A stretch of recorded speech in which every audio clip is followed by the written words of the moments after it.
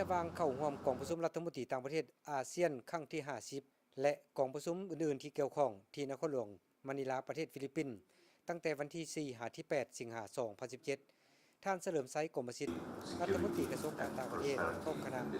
ได้พบปะกับผู้ร่วมตำแหน่งจากประเทศเพื่อนมิตรโดยได้ปรึกษาหารือและแลกเปลี่ยนความคิดความเห็นและทัศนะต่างๆเพื่อส่งเสริมและหัดแน่นการพัวพันร่วมมือที่ดีระหว่างสาธารณรัฐประชาธิปไตยประชาชนลาวก็คือบรรดาประเทศอาเซียนร่วมกับประเทศเพื่อนมิตรดังกล่าวให้สืบโตมีการขยายตัวยิ่งขึ้นซึ่งจะเป็นการทุกยู่ส่งเสริมสันติภาพความมั่นคงและการพัฒนาเศรษฐกิจสังคมทั้งในภาคพื้นและสากลการพบปะหารือ2ฝ่ายครั้งนี้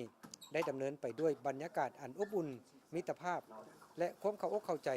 เป็นกันเองของทั้ง2ฝ่ายซึ่งมีรายละเอียดอย่างนี้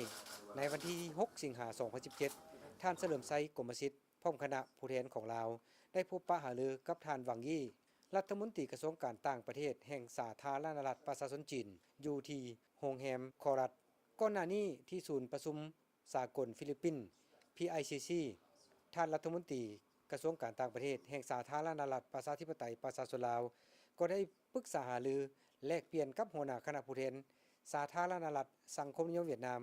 นำโดยท่านphạm Bình Minhรองนายกรัฐมนตรี